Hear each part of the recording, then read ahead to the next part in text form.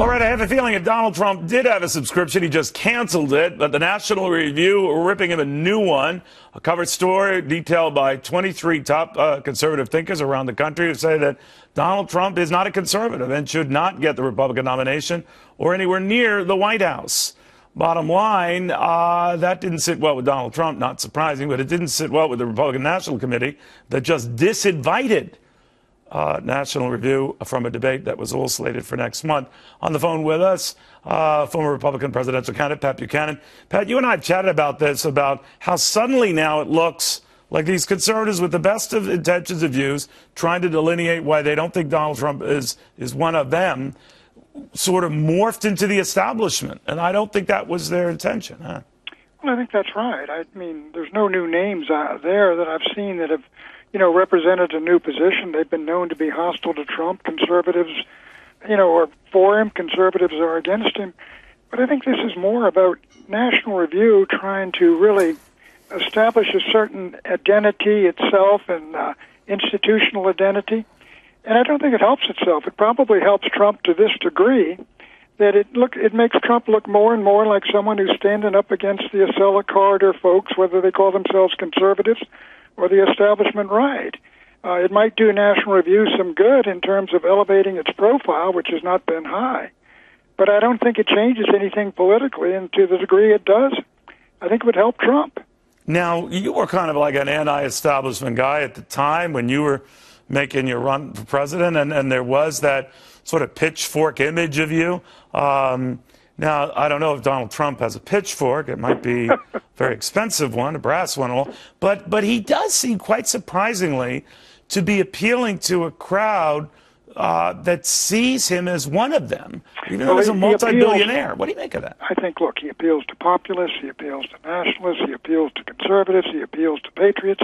He's put on the table issues that the traditional conservatives run away from or declare, extra outside the church. He's anti-amnesty. He's going to control the border. He's going to build the security fence. There's going to be no path to citizenship. He's going to look at these trade deals with China, stop some of these trade deficits. He's not going to take us into any more of these crusades for democracy in these faraway countries. Now, these are conservative views, or they're consistent with conservative views, and the idea that National Review would say, that's extra ecclesiam, that's outside the church, that violates our gospel. I think National Review looks very restrictive on this, and especially when you got more people in the Republican Party supporting Trump than any other candidate right now. Well, respectfully, Pat, you could argue that his views on trade and encouraging trade wars and even talking tariffs that he dialed back at the FEN debate last week, there's a lot of it that doesn't quite jive with the conservative principle. But to your point... Well, let me just say that. Just real quick, I'll let you go. This idea that he is bringing far more into the Republican Party, contrary to what these conservatives are saying, than he is ticking off. But we'll continue. Well, there's no doubt about that. Look, and I think he can bring across, potentially, to the Republican Party and the Republican ticket, people whom Republicans don't usually get, working-class Democrats like the Reagan Democrats, the Nixon new majority. Now, on free trade, I agree with you. There is an orthodoxy on free trade, but everybody can agree something's gone wrong when we've been totally deindustrialized, and China has run up $4 trillion in trade surpluses with the United States in the last 20 years. I mean, it certainly is open for debate, is it not?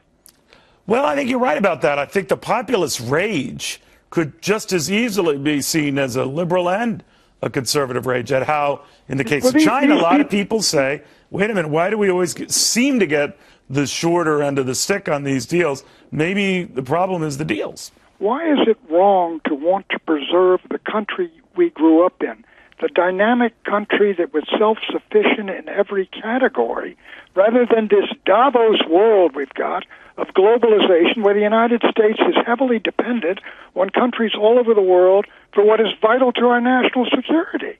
So where do you think this goes? For Donald Trump, he's enjoying his new publicity. It just shows that the establishment still has a problem with him. He uses that as a campaign tool. But it also shows that the establishment itself, in the form of the RNC, disinvited National Review, didn't disinvite Donald Trump. Well, no, of course. I mean, you can't come on there and act as though you're sort of a neutral observer or a journalistic observer when you've taken a stand saying this man ought to be defeated, and you're sitting down there questioning him. National Review gave up any pretense of objectivity in that debate when it took this position, and I assume it knew it going in. Well, I think you're right. They know it now.